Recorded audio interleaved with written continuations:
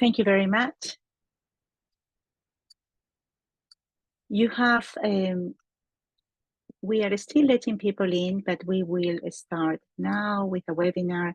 And I would like to welcome everyone to this critical discussion on transition minerals and their impact on indigenous territories. My name is Paula Alvarado, and I'm honored to be your guide today. This briefing is in collaboration between the Securing Indigenous Peoples' Rights in the Green Economy Search Coalition, Food, Nature, Climate Dialogue, and TINTA. Together, we aim to shed light on how the energy transition intersects with Indigenous rights and how we can collectively advocate for policies that safeguards these communities.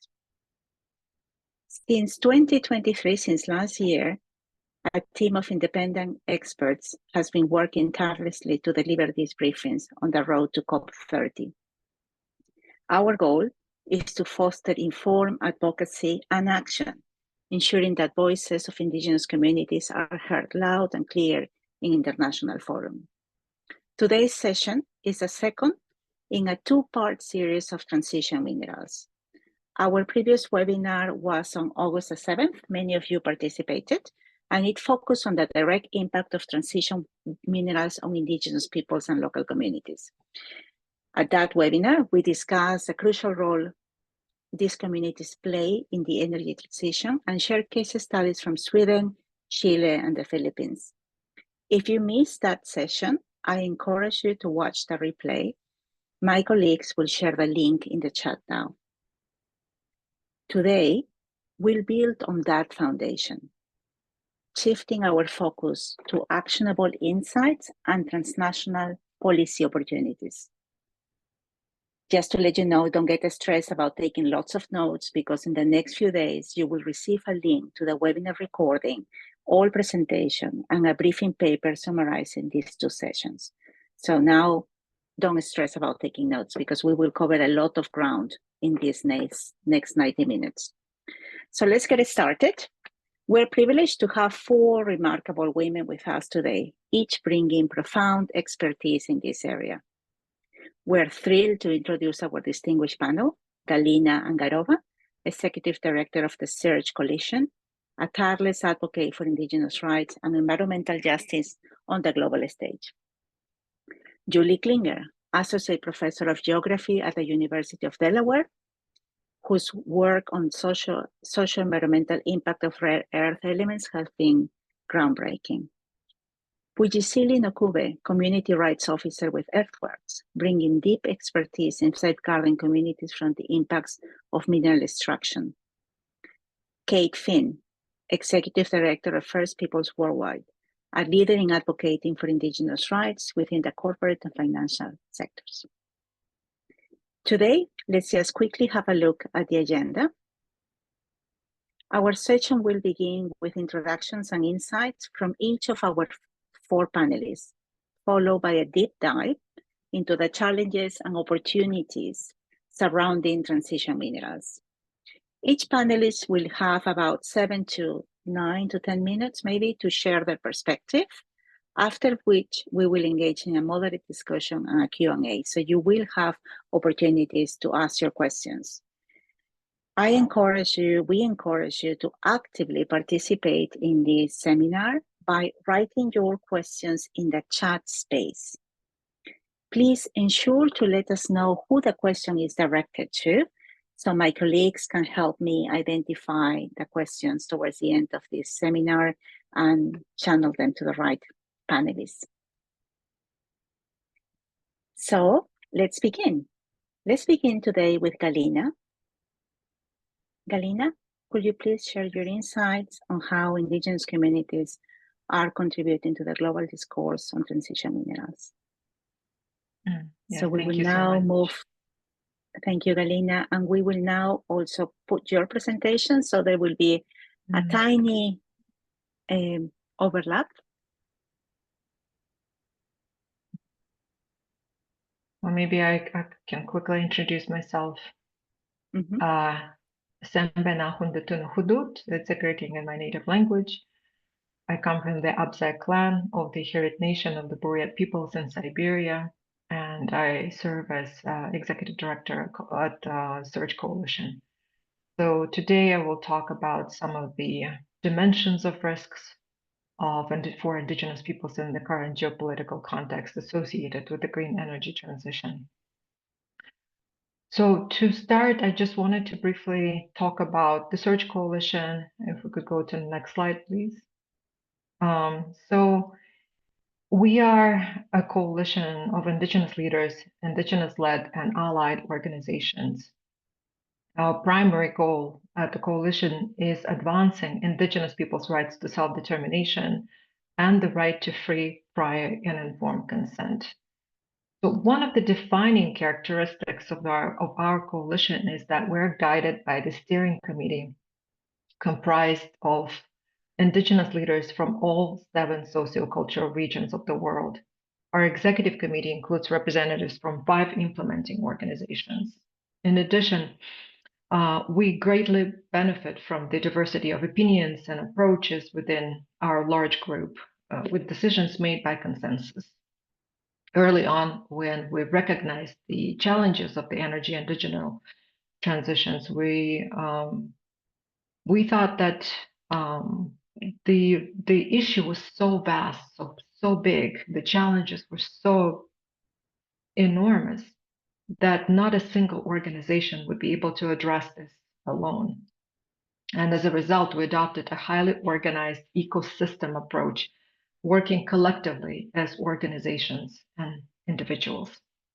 It was also crucial for us to clearly define the scope of our work so that we could concentrate our efforts and make a deeper impact, rather than just attempting to cover everything on the surface.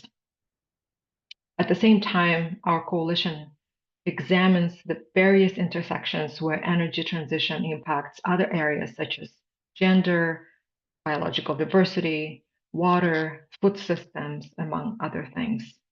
So I'd like to share some of the examples that we're building, how we're building solidarity in supporting communities.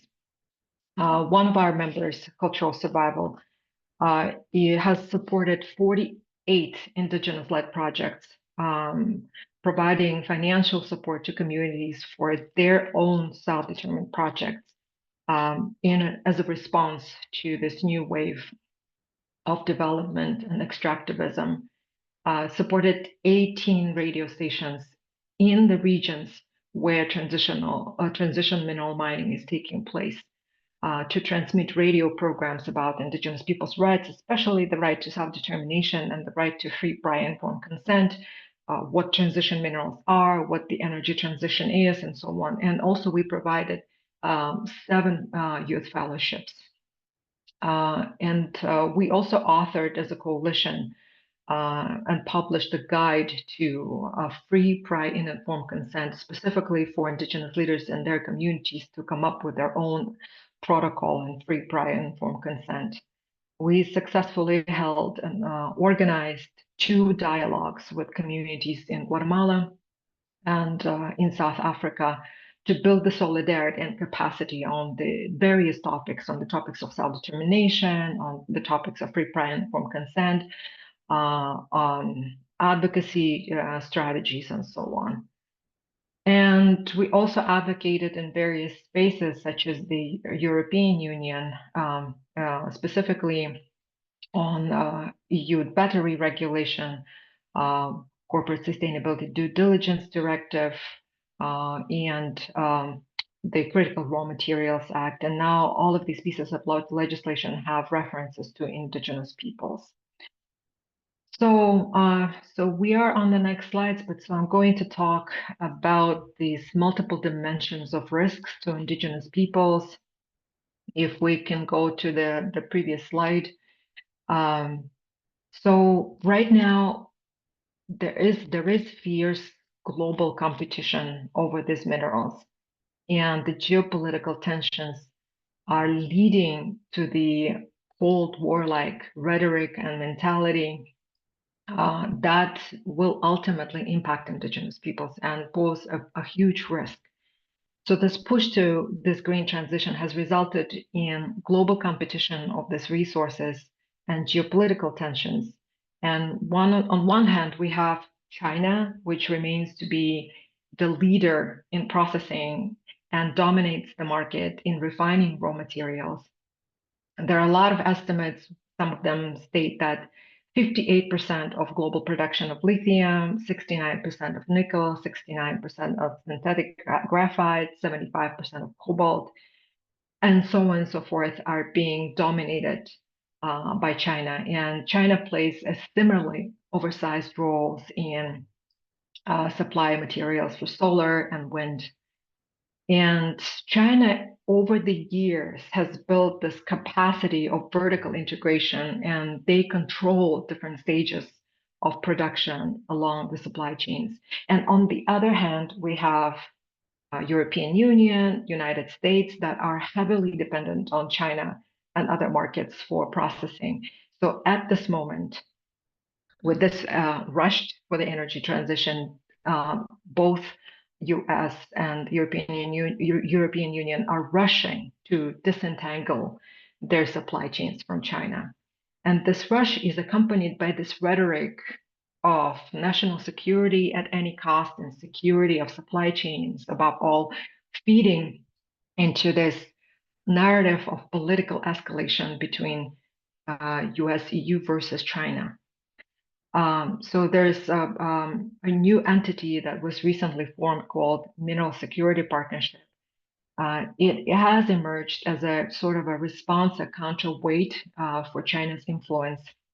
It's a platform that is led by US and EU to ensure the security of supply chains and the value chains through working with host countries, with resource-rich countries to facilitate targeted financial and diplomatic support for the strategic projects that are led by both EU and US. And why is this representing a high risk for indigenous peoples? Is because this rush to disentangle the supply chain and this Cold War mentality is pushing the world to make sure more and more mining sites to be discovered and more mines going online to support the energy transition. And with 54%, over 54% of all transition minerals located near or on the lands of indigenous peoples, it represents a really high risk for all indigenous peoples in all 7 sociocultural regions of the world. So the second risk I wanted to focus on is that the inflated industry demand projections are also harmful for indigenous peoples. According to the International Energy Agency, at least 300 new mines would be needed to build by 2035.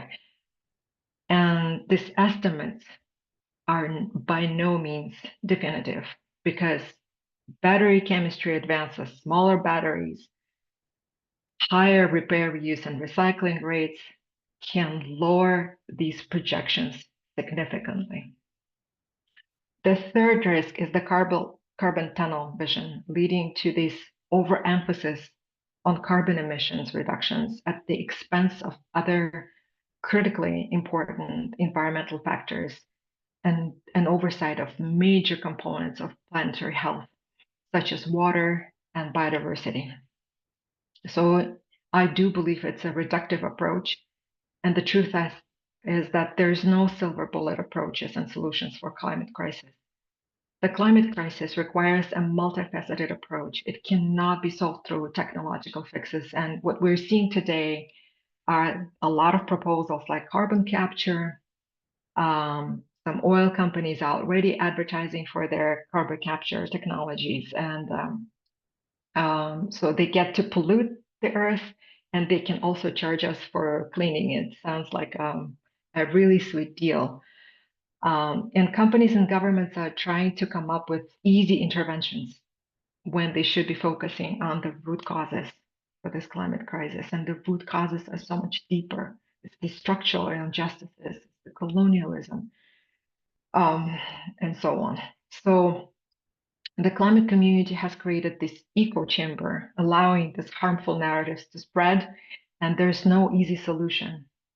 We should look for solutions that require changing the systems that we have. The multifaceted solutions require, the multifaceted problems require multifaceted solutions. So the next risk is the uses of minerals beyond climate technologies. And they are positioned as transition minerals, as climate minerals, as critical minerals, development minerals. So a lot of these minerals are not used for climate technologies. Instead, they are being used for arms production and restocking the arsenals for the ongoing wars. I think Julie will focus on this specifically, but I just wanted to mention that the term critical minerals is used by the industry to push for the fast energy transition, right? So when we use the word critical, and details are important, words are important, so everybody else will think that this is critical. But for Indigenous peoples, water is critical. Our new generations are critical. Our planet is critical. Our Mother Earth is critical. So, and then also the use of transition minerals. So the term of transition minerals is also like, we should call, we use it for the ease of understanding and comprehension amongst ourselves. But also there is some sort of a question for that. If we're using these minerals and call them transition minerals, and we're using for the military and restocking the arsenals, is it even, can we even call them transition minerals? Should we just call them minerals for climate technologies and so on and so forth? So a lot of things are moving right now, and I think as a community we should decide also how we're referring to these types of technologies. The next one is the nationalization and cartelization of the mining industry. There's just a lot happening on the ground right now, especially in the countries, resource-rich countries. For example, Argentina, Bolivia, and Chile are pushing to take control over lithium and form cartels to control and manipulate prices and control output. Myanmar, for example, is imposed ban on all tin exports. Indonesia banned exports on nickel concentrate. On the surface, it looks great, you know, so national governments are taking control of their resources. But what that means for Indigenous peoples, it poses yet another risk, because on national levels, many Indigenous peoples, especially the ones that are not recognized by their national governments, they don't have the rights, they don't have land rights. It becomes near impossible for these communities to be heard, to be considered. Their decisions and their opinions are not taken into consideration by their own national governments, and they cannot be at the decision-making table. The market fluctuations is also a huge concern. The cost of minerals, stockpiling. We over the last few years, we've noticed there are several things that are taking place. For example, nickel's value has plummeted 50%. There's drastic decline in the prices for lithium. There's a slump of commodities by 29%, according to the Bloomberg Commodity Index, since its peak of mid-2022. And the potential consequences of unnecessary mining and the accumulation of massive metal stockpiles are most severe for Indigenous peoples, who suffer the ultimate cost for mining activities that may not be even essential or needed. Paula, I want to check with you about my time, because I have a few more points, but I don't want to go over. Thank you, Galina. You can have maybe a couple more minutes. Will that be okay? Yes. Right. Thank you. So I will finish with direct foreign investment and harmful narratives, because I think it's really important.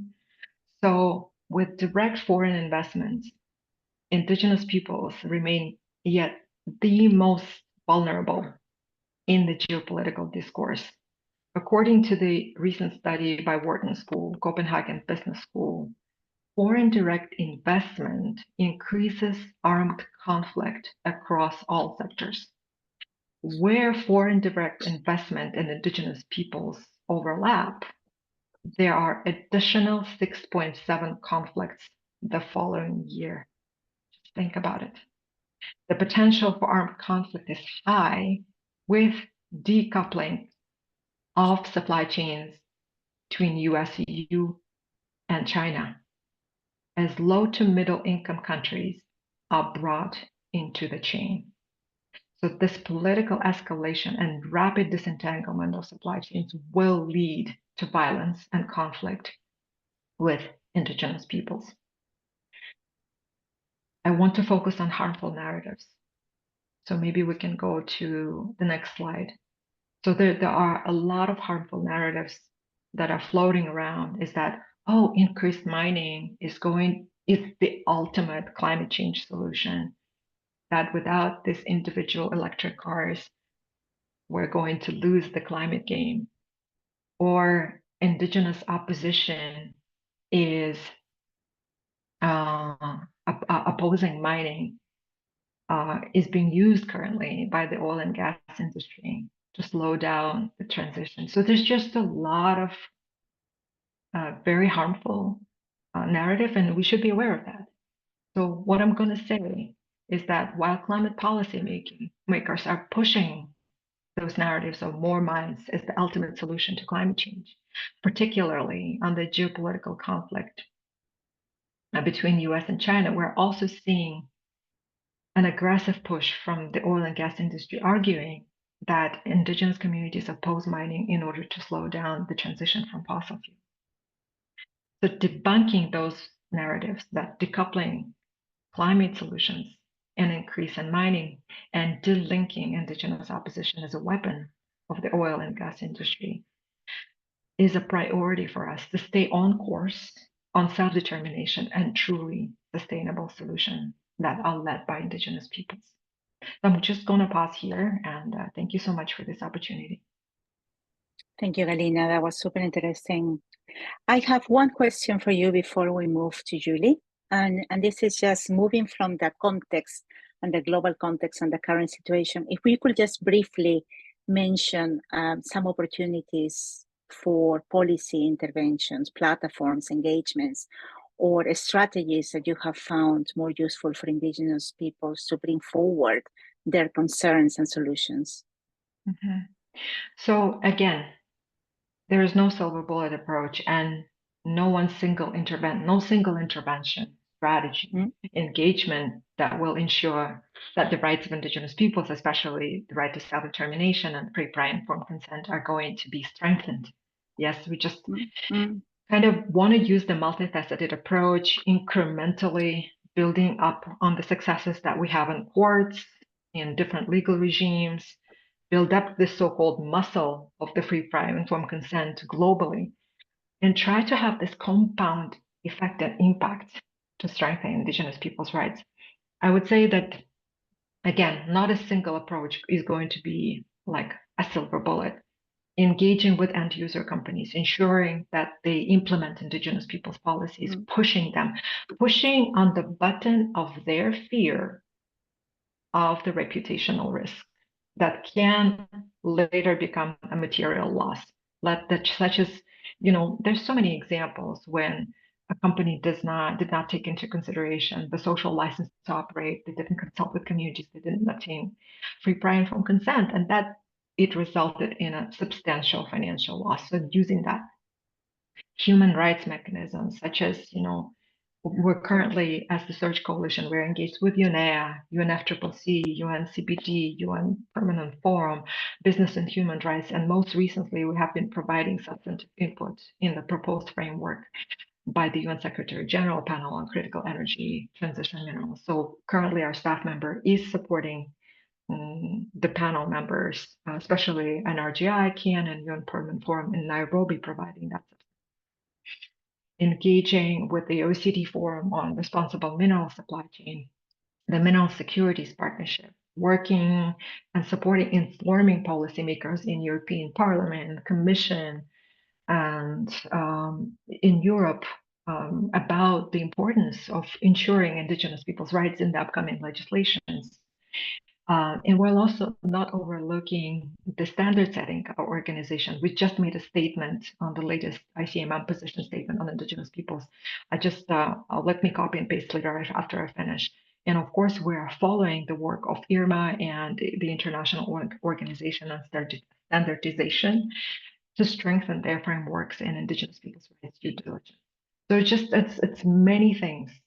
And I understand the fuse is short. That's why we need to build the community, the movement around it, because we will not be able to do this alone. Exactly. So we need a multi approach. So let's move now. I mean, this is great, and just to all the audience, we are taking notes. We will share the recording. All these ideas will be shared with all of you. So don't worry if there is a lot on the table now and you're not able to take the notes you need. We will share all this at the end of the seminar. Thank you, Galina. Thank you very much for that. Now let's turn to Julie. Julie will provide a broader geopolitical and social environmental context on rare earth elements and other energy transition minerals. So welcome, Julie.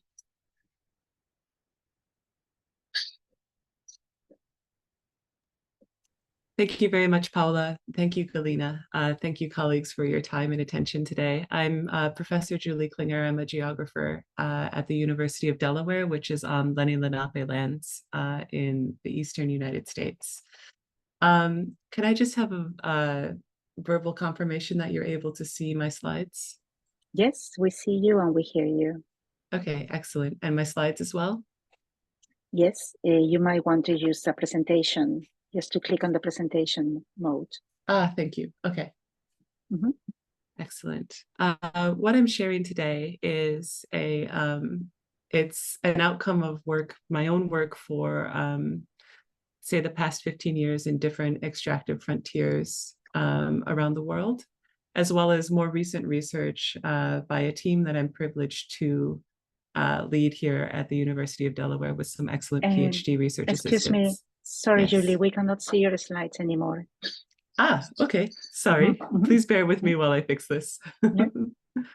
Let's just take a moment and relax into the technical. Slightly.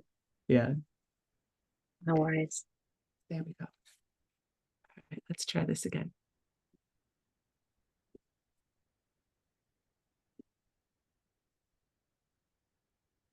Yes, now we can. All right. Are we good? Okay, perfect. Excellent. Now we're good. Thank you, Julie. Good. So to build on the excellent presentation that Galina gave, I'll provide you a little bit of a geographer's and geopolitical scope for the energy transition debate. I think the key thing, and this was emphasized in the previous presentation as well, is that rare earth elements and other energy transition minerals, they are in fact abundant globally, and especially in destination or high consuming markets. And I think this is illustrated by this map, which shows a screenshot from the United States Geological Survey. And this shows present, prospective, future, as well as past mining operations for several energy transition materials. And this map, I want us to keep this in mind, all of these shapes all over the world, as we look then at maps like this. What I'm showing you now is a screenshot from the Introducing Climate Smart Mining report that was released by the World Bank and IFC in October of 2019. And one of the things I'd like you to note is that when these elements are discussed as rare or scarce, major consuming economies look to the global south. I think it's interesting how no critical materials appear to exist in global north countries in this map. And this is further, this kind of geographical assumption is further underscored in the report, where they say many of these minerals will come from resource-rich developing countries and emerging economies. And so within this broader geopolitical scope of extractive interests are targeting lands that are stewarded by indigenous and land-connected peoples, often because they are imagined as empty or sparsely populated. And I think that correcting that perception is a key opportunity for us. To give you a sense of this, I'll give you a moment and let you look at all of these colors here. But this is what I'm showing here is a graph from a publication by John Owen, Deanna Kemp, and other colleagues. The citation is here, and I can paste a link to the article in the chat in a moment. But this shows in yellow legally recognized indigenous lands. Green shows peasant or peasant-only lands. Blue shows lands that belong to both indigenous peoples and land-connected people or peasants. And then the purple shows neither. These lands are in neither of those categories. And then we have a list here across the bottom of many different minerals and metals that are important for the energy transition specifically, but also for energy generation much more generally. And what this is showing you here is that depending on the element or the mineral, across the board, what we see here, if we just pay attention here to the gray dots here, this shows that the overwhelming majority of these are in fact located on indigenous lands. But I want to interrupt this narrative.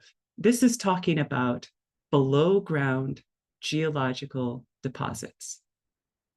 And why that matters, I'll emphasize in just a moment. But before we get to that, I'd like to share here that one of the things we need to do is to move away from this presumed access to indigenous lands, right? This is a legacy, of course, of colonialism, which then was retranslated in development and national development discourses, and now, of course, is retranslating in the extraction boom in the name of the energy transition. And it's always been important to move away from presumed access to indigenous lands, but particularly in the climate context, mining on indigenous lands has been shown wherever the study has taken place. If you mine on indigenous land, it undermines climate mitigation and resilience goals locally and regionally.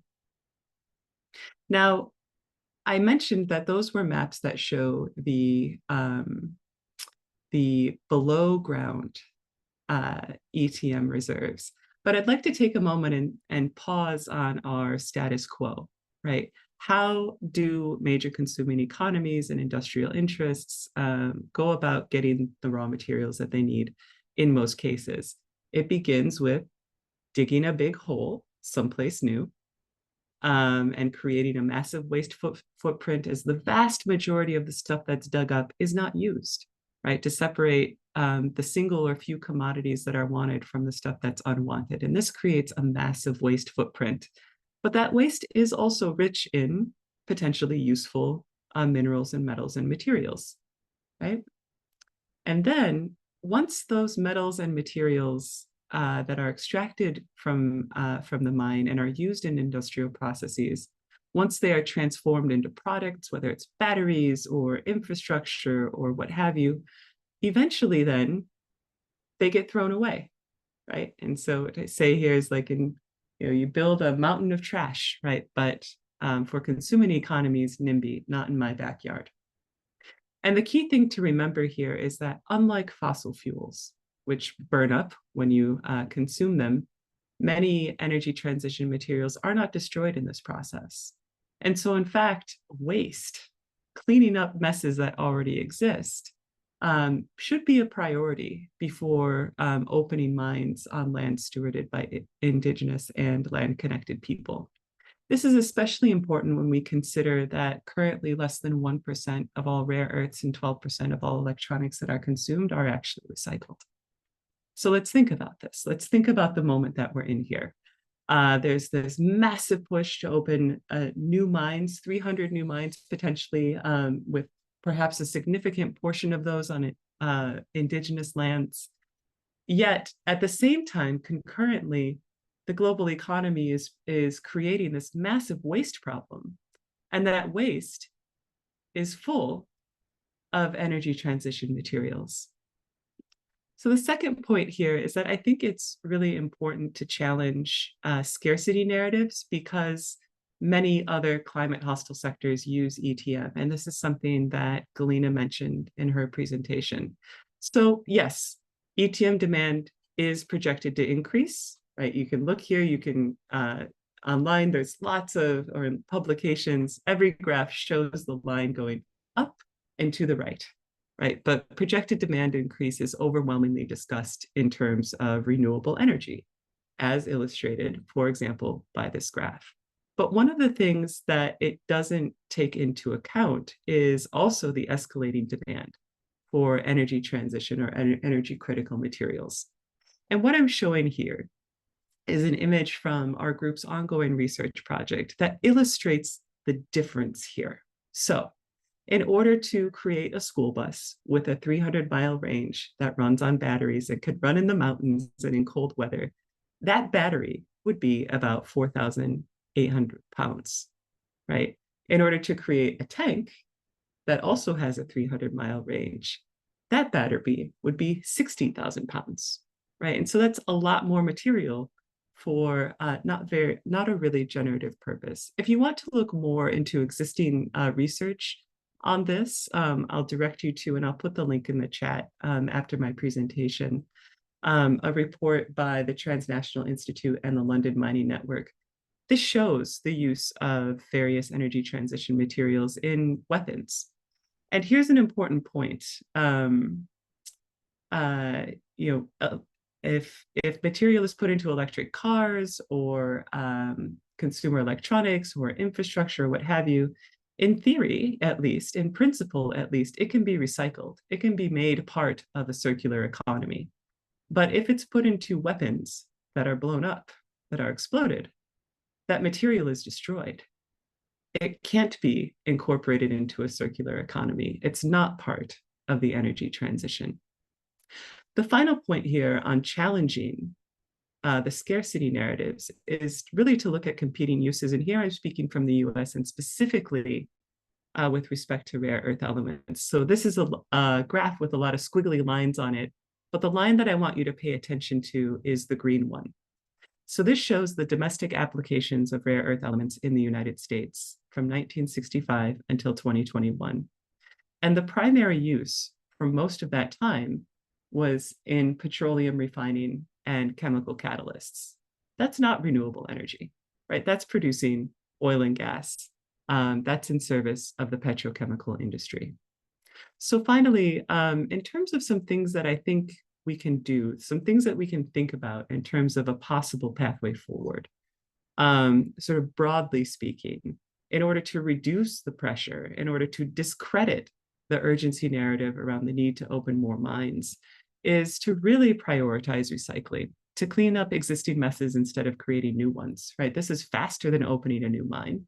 And if the situation is truly urgent, then we need to be going for the most readily available sources, right?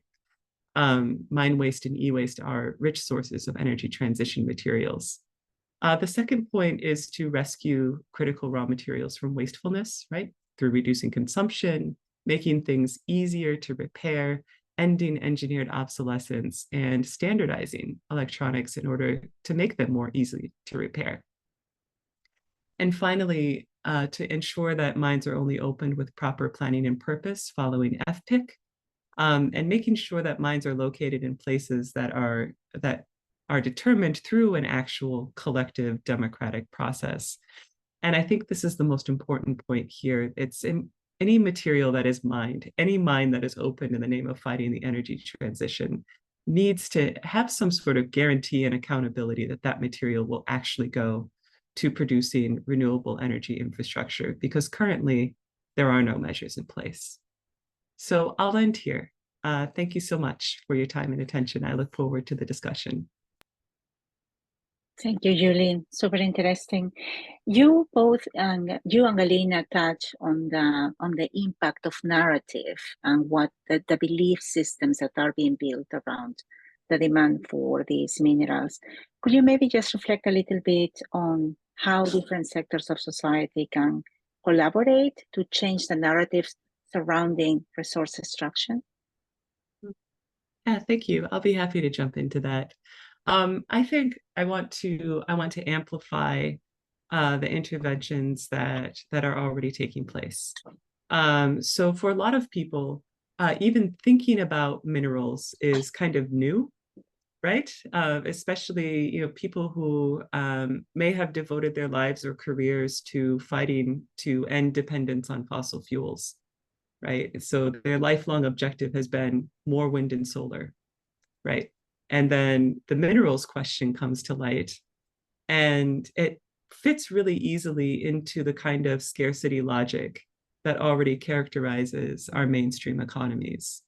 And so the work that, for example, the sort of narrative work that Galina mentioned that Serge actually intervened in and responded to, a statement by the ICMM on their principles for Indigenous peoples, et cetera. It's these responsive, strategic forms of engagement that help sensitize people, right? That help correct the narrative, that help reframe things like what is truly critical. Water is critical, right? Clean air is critical. Land is critical.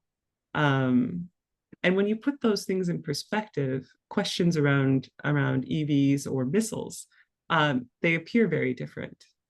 One of the things, though, that I do see as a really important area for potential narrative and strategic convergence is in anti-war and Indigenous rights, right? Specifically around the climate question, because it is a material question, in addition to the human rights issues, which are, of course, fundamental.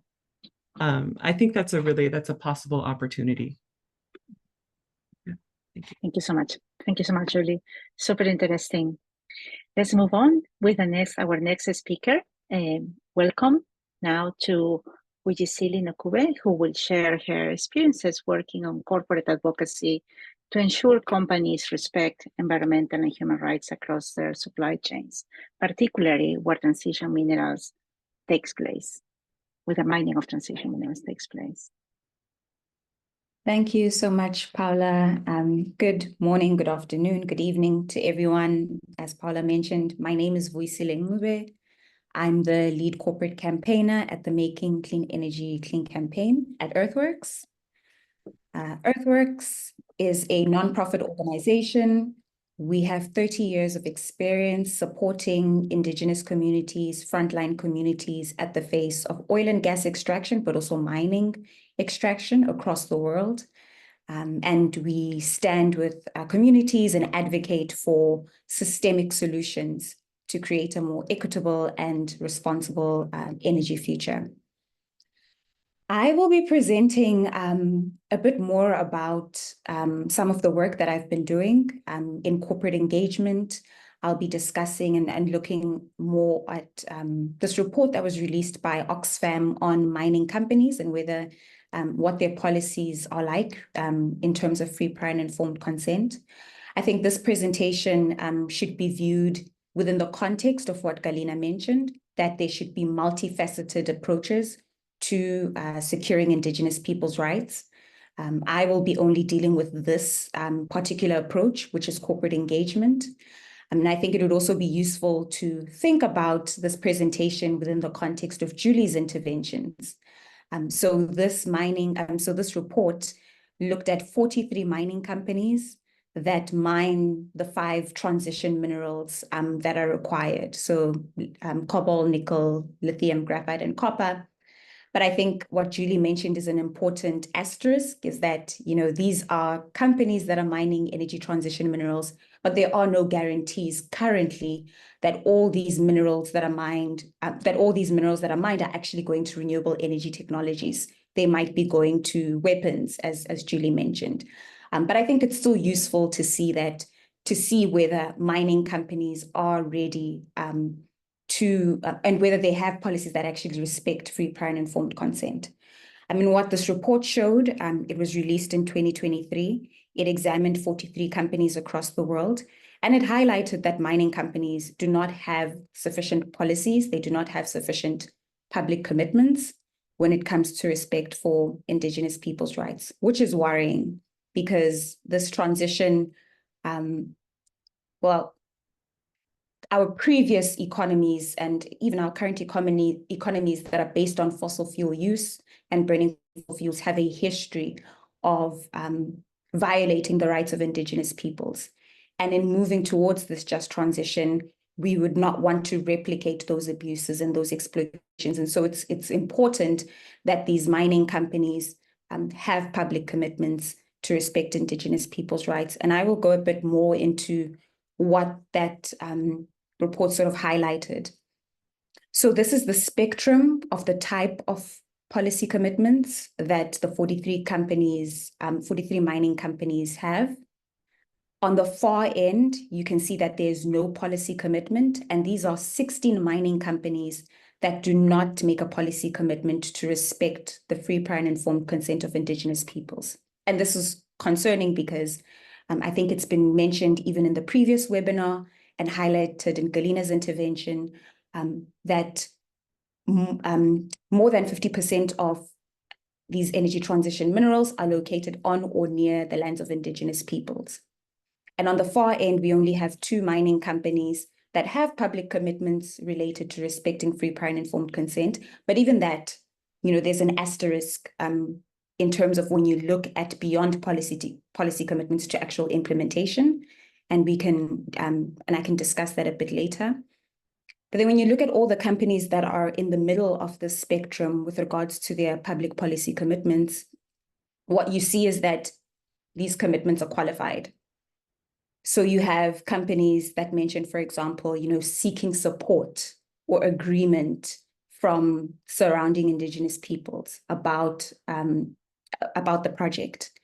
And this is concerning because free, prior, and informed consent is the right to grant consent, withhold consent, which I'm sure many of you are aware of. And if your commitment or if your policy commitment is about seeking support or agreement, what happens when the surrounding community withholds that consent? What is the process in those instances? And so that's one worrying aspect related to the current public policy commitments. As I mentioned, it also goes beyond the public policy commitments of mining companies to the actual implementation. And what we see, what this report highlighted, and I recommend and I highly encourage you to look at this report, and I'll also post it in the chat, is that 34 of the mining companies that were surveyed do not have any guidance on how to implement a free, prior, and informed consent policy. And of the remaining 5 companies, they mention having an implementation guidance, but this isn't public, which isn't useful because for us in civil society, for the communities that are around these mines, they would not be able to actually engage and understand how the policy is being implemented on the ground. And then 4 of those mining companies did have a guidance and it was public. But I think overall what this report highlights is that given the current narrative that pushes more mining, which is something that we need to challenge, we know that different countries are gearing towards increased mining. And these policies are not sufficient safeguards for the rights of Indigenous peoples. So I'm going to move to speaking about another aspect of companies, and these are automakers.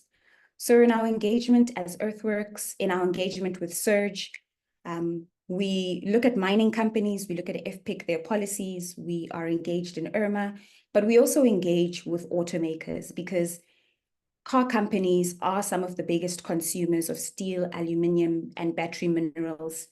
And our work in engaging these car companies is for them to leverage the fact that they consume so many minerals and leverage that across their supply chains so that there is responsible sourcing. So particularly where they have mining companies in their supply chain, when we engage with automakers, we ask them about the due diligence. We ask them about the mining companies that are in their supply chain and whether they are respecting Indigenous people's rights. And in other instances where we know of communities that are around operations that are in violation of their Indigenous rights, we highlight these with automakers. But automakers can play an important role. They can commit and set robust targets and policies. They can also set remediation mechanisms. So these mechanisms would be mechanisms that indigenous peoples throughout their supply chain could rely on to highlight specific activities or operations that they're sourcing from that are negatively impacting them or violating their rights. Automakers can also contractually require suppliers to respect human rights and to respect free, prior, and informed consent. But ultimately, what we need is mandatory and environmental rights due diligence. I think whether it's automakers, whether it's mining companies, the current status quo is that all of the majority of them are relying on voluntary mechanisms or voluntary standards, such as the UN Guiding Principles on Business and Human Rights. But what the industry needs are binding mandatory laws regarding environmental and human rights due diligence. And I can speak more about that in the question and answer session. And I can also maybe share a case study about how this corporate engagement has worked thus far, if that would be of interest to everyone. And I will leave it there. Thank you, Paula. Thank you so much. Maybe we can touch a little bit more, if you don't mind, on what is needed for the companies to ensure that these companies are held accountable, and where will these measures be nested, in your opinions? Maybe you can just, we still have a few minutes for you, so you could maybe just dive a little bit deeper on that. Yes, so I mentioned the UN Guiding Principles on Business and Human Rights, which is a voluntary standard. There's also the OECD due diligence guidance for responsible supply chains and minerals in conflict and affected areas, which I'm sure many of you are aware of. But both of these standards are voluntary. And so what we need is actually mandatory laws that make it a requirement for mining companies to conduct due diligence across their supply chains and to ensure that there is respect for indigenous peoples' rights across their supply chains. What we're currently seeing is that in certain jurisdictions, for example, in the EU, there was the battery legislation that just came out that highlighted some of these transition minerals and made it mandatory for specific recovery rates, whether it comes to cobalt or lithium. And so that's a step in the right direction, but we need to see more of these types of mandatory laws. The EU also released the Corporate Sustainability Due Diligence Directive, but the scope of it isn't wide enough. And so we need to see more of these types of laws in the EU, in the US, in China as well. And the reason I'm highlighting these three jurisdictions is because a lot of these mining companies, a lot of the OEMs are coming from these regions. And what that would do is, whether you're based in China or the EU, if you are sourcing graphite from Mozambique, if you're sourcing from the DRC cobalt, there needs to be that requirement in your home jurisdiction to ensure that you are not violating the rights of indigenous peoples surrounding your operations. And so I think that's one mechanism that is required. It could be something, for example, that is passed in the jurisdictions I mentioned, so maybe US-based, EU-specific, or China. Ideally, we would also have something at the UN level that was mandatory, and that would govern all companies, be they mining companies or car companies. So I think those are the type of, that would be a wish list, that would be the ideal. Right now, we're using corporate engagement to get to that goal, but as Galina mentioned, it needs to be a multifaceted approach at this stage, because we do not have those mandatory laws. Thank you so much. Thank you so much. This is super interesting. Thank you. Now let's go to Kate. Let's invite Kate Finn, who will discuss with us the intersections of indigenous rights and the corporate and financial sectors. Kate, please go ahead. Thank you so much. Yes, thank you. Thank you so much. And I assume you can hear me just fine.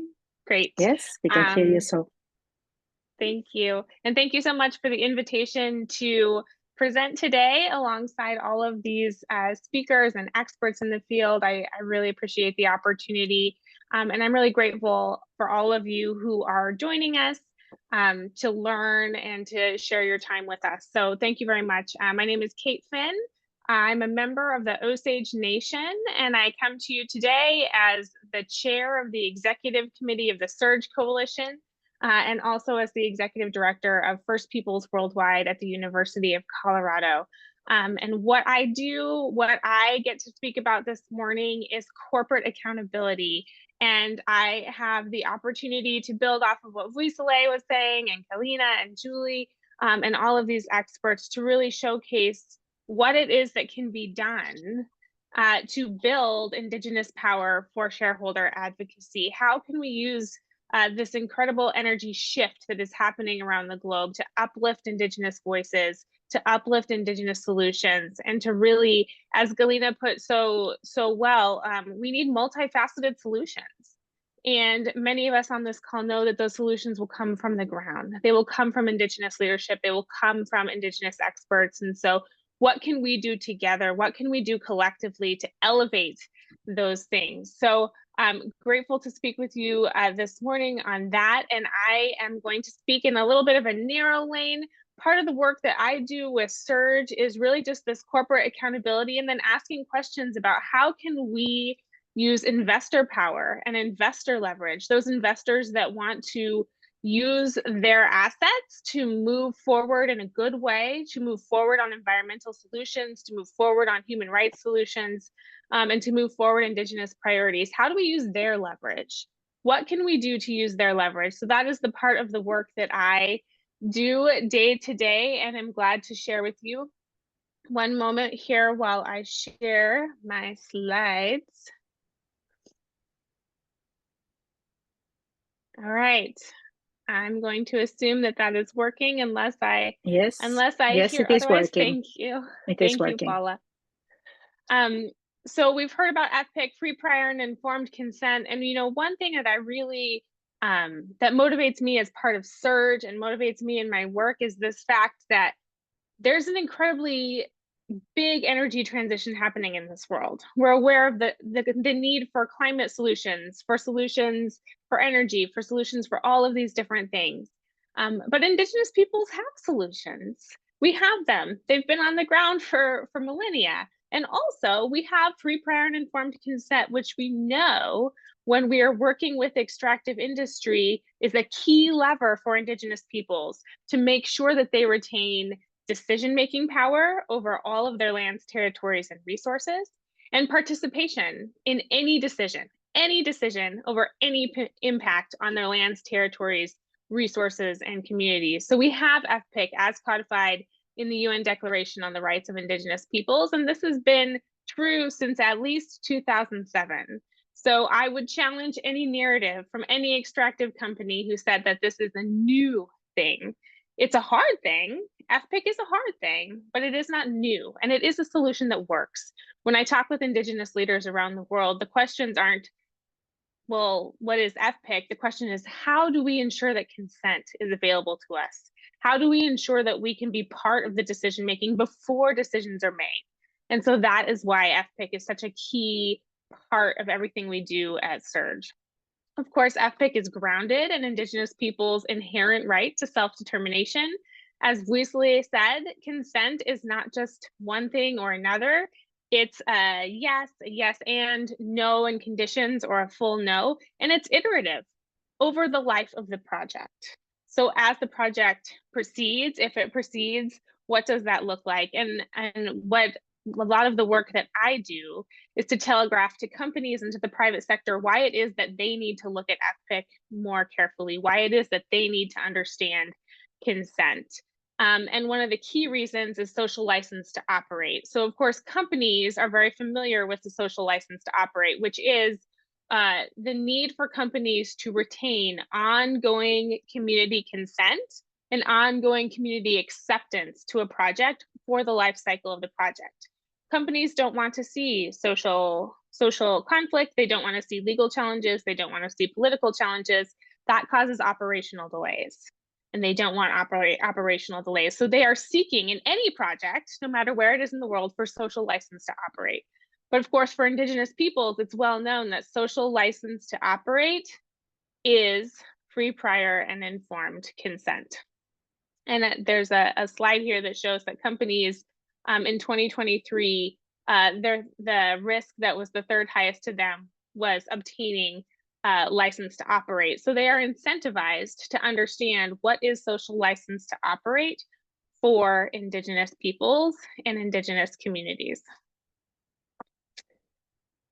And I'll turn to my next slide here. And this is where I wanted to turn a little bit more to what can we do as Indigenous peoples? What levers are available to influence financial institutions, to influence investors, to influence the private sector?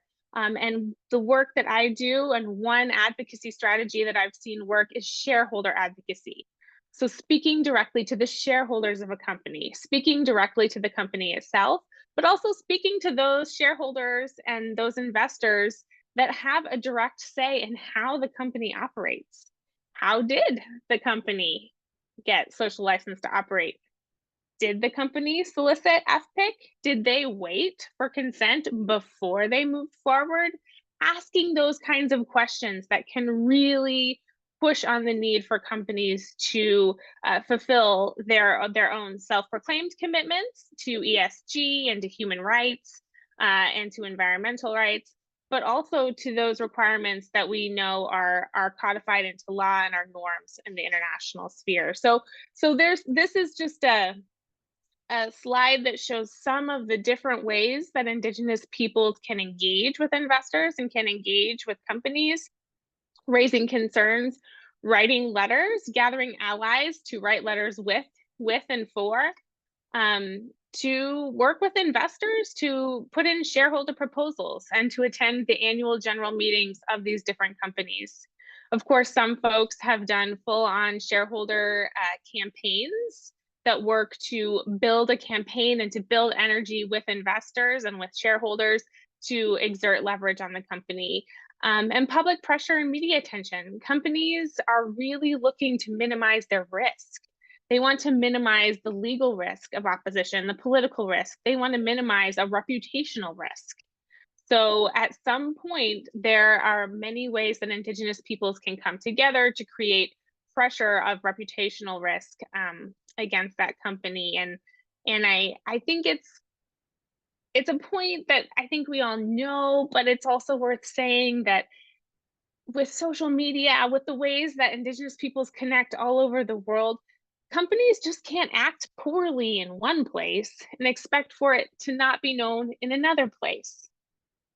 A company that's headquartered in Canada, as most mining companies are headquartered, cannot expect to treat First Nations differently than Indigenous communities in the global South and not have it recognized. So this is where we, as Indigenous peoples, as organizations that support Indigenous peoples and those looking to uplift an Indigenous voice, can step in and really push for companies to fulfill their own commitments and the higher level commitments that are necessary to really protect Indigenous peoples. And I want to make mention too to something that I saw Ashley put into the chat, and her brilliant work with Honor the Earth. It is true, when we are asking for free, prior, and informed consent, we are asking for companies to fulfill the highest level of commitment, because most countries in the world, including the United States, do not have a consent regime. They do not prioritize consent from Indigenous peoples. They may prioritize consultation, they may prioritize advisement.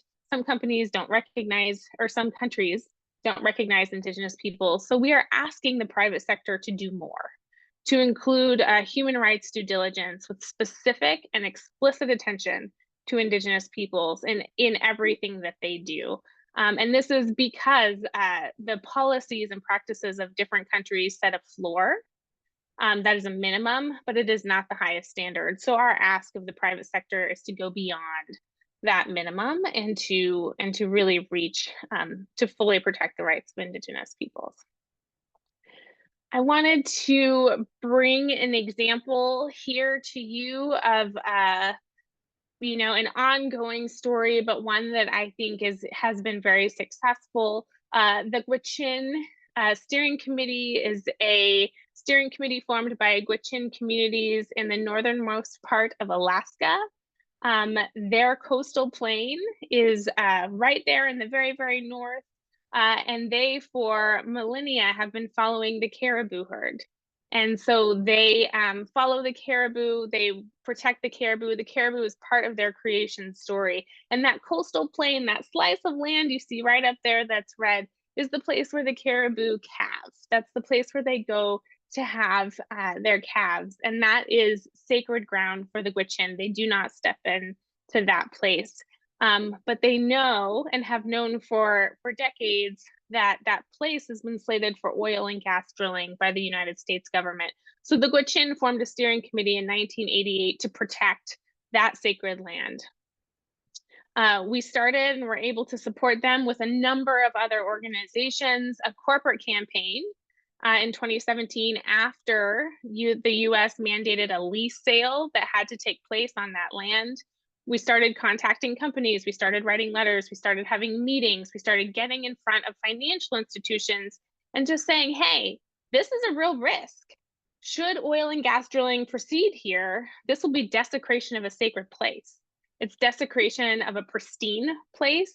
You would be irreparably damaging the culture and language and views of a people and the habitat for this animal that is so necessary for this environment. After lots of time, they were able to see 28 banks and now 20 insurance companies globally that now have policies to prohibit extractive projects that apply to this particular area. So they were able to really gather financial institution support and insurance company support to make it really visible to companies that should they proceed, they wouldn't have financial support or insurance products for that particular place, which puts the brakes on the market in terms of companies that would even be willing to drill. So to date, as of right this moment, there is no oil and gas drilling in the coastal plain of the Arctic National Wildlife Refuge. And they used a number of different tactics. I wanted to harken back to the last slide. They had an investor letter that many investors signed and sent. They met directly with the companies. They spoke with shareholders at a number of those different companies. And they built a very broad coalition with a number of different organizations across Indigenous communities, and that led to greater success for them. So I'll leave it with that, but I just want to say that there's a number of different resources for Indigenous leaders who want to look into whether shareholder advocacy is a type of advocacy that they would like to leverage. We have a network of investors, curated network of investors that know Indigenous priorities and are ready to forward them. We also have a due diligence questionnaire that we provide to companies to help them to think through what it means to do due diligence related specifically to Indigenous peoples. So with that, I will turn it back to you, Paula. Thank you so much, Kate. That was super interesting. I have a question for you. We don't need to answer it now because it's a hard question maybe. And I know that the answer is a bit complex, but do we have, are you aware of similar examples, similar situations coming from the global south, from countries in the southern hemisphere that are facing similar situations and have followed a similar procedure to a success story? If you don't have the answer now, that's fine, but maybe something that you can share with us later and we can send it to the audience as something to think about. And this is also an invitation to the audience. If you are aware of any of these success stories, please put them in the chat so we can all learn from them. Thank you so much. Well, thank you to all the panelists for your insightful presentations. We are going to soon go to Q&As from the audience, but before we do that, it would be great if I could just invite all the panelists for a joint question. And let's see, I would like to ask the 4 panelists, what gives you hope? What can we do to achieve a balance between the need for these critical minerals and the rights and well-being of Indigenous community? What is hopeful for you? And if you can just give me a very quick answer to that before we go to the Q&A, that would be fantastic. So anybody wants to start? Eager to say something? Yeah, I'll say the rising chorus of voices, right? The more of us who are thinking and speaking on this, we each have a piece of the puzzle, and together we make it clearer and stronger. This gives me hope. Thank you. Agreed. I Vuyisile? can just jump in and add that, yeah, similar to Julie, the rising chorus of voices, and also particularly global South, but on the African continent. We've been speaking a lot about a just transition. For many of us, South Africa included, we have issues with energy, sustainable energy supply. And so for a lot of communities, a lot of villages, the question is not just transitioning, but actually, how do you get on the grid? How do you actually have renewable energy? And so what gives me hope is the fact that I'm seeing a lot of NGOs, community organizations, Indigenous peoples talk about how can this moment of just transition be used by us to achieve our development goals, but to also ensure that we get on the grid and we actually have access to renewable energy, and potentially leapfrogging, hopeful that we're able to leapfrog for a lot of communities beyond fossil fuels and go straight to having sources to renewable energy. Thank you. Kate, Galina, something to add? Yeah, I can add to all of that. It is the chorus of voices, and it is so my work is with Indigenous peoples, and there are so many people around the world who recognize Indigenous leadership and then recognize self-determination. We're not having to explain anymore what consent is and what self-determination is. Our allies know, we know, and that gives me hope, and it gives me I get to see from my desk every day the growing Indigenous power around the world, all of the FPIC protocols that are getting developed, all the ones that are known. We know that there's over 50, I think, that have been published, but there's so many more happening. And so to really see and know that there's so much Indigenous power that's growing and that the market is ready to hear and listen provides hope for me. Thank you, Kate. Thank you so much. It's a beautiful question, but I would be not sincere. I say that sometimes it's really hard. It's really hard on the hope side, because having those conversations with leaders, Indigenous leaders globally, and the setbacks that they're having today, like that what's happening right now in Argentina, in the region of Jujuy, when they're already building an infrastructure and people feeling the impact in real time, or the communities in Sweden, in Kiruna village, losing a court case, and their youth is saying, we're tired, we're exhausted, we can't continue, we can't go on anymore. Or having a conversation with our relatives in Alaska who are fighting Palmer Mile, which is just north of Juneau, right? So they're based that on the state lands, and it's much, much harder to advocate at the state level than on the federal level. Yet I choose every day, every single day, I wake up and choose to have that hope, because I think if we don't exercise that hope on a daily basis, then there's nothing for us to do, right? So it has to be done. And like the hope comes from the news, for example, what happened at the end of 2023 in Panama, the acts of peaceful resistance, the indigenous peoples, the campesinos, the just regular citizens, 100,000 of them going out in the street to protest the copper mine and actually pushing the government to put the moratorium on it, right? So I think we have the power, and they're the majority of us, right? So we need as peoples to exercise that power and to push in any lever that we have at our disposal to make things right for everyone. So that brings me hope. Yeah, thank you. Thank you, Galina. Thank you. Well, let's take now some of the questions that we have from the audience. And I'm just going to pick up one now that is about socialization of all materials on transition energy for Indigenous peoples. So the question is, how can we socialize all materials on transition energy for Indigenous peoples' participation in EFPIC in their communities, including people that are illiterate. So maybe this is a question for Galina and Serge to see what can we do? How can we socialize these materials? This is a question coming from Lugendo.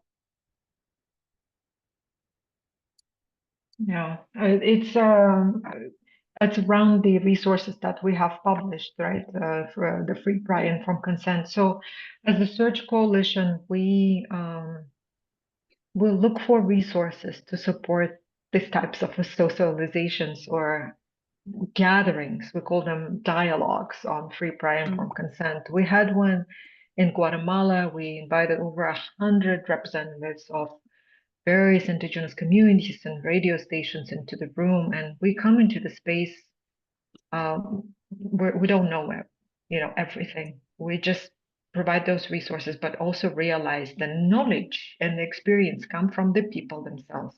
A lot of these communities are highly educated and they know the situations on the ground. So we come with an opportunity to exchange our experiences, how EPIC took place in various national jurisdictions, and what are the benefits, what are the the disadvantages, and so on. Because a different place will have a different legal regime, and will have different applications, and so on.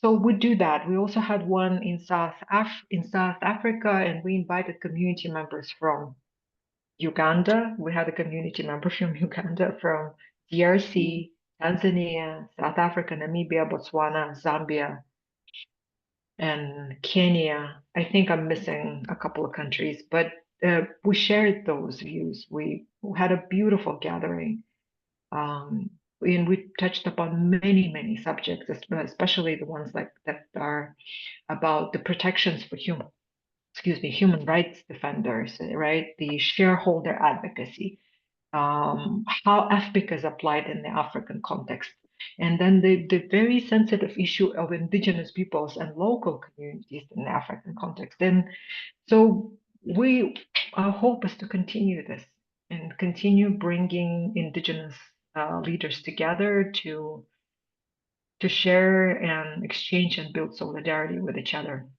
Of course, it will depend on our fundraising success. Of course, like everything, unfortunately, depends on that, so that's for the future. Thank you. Thank you very much, Galina.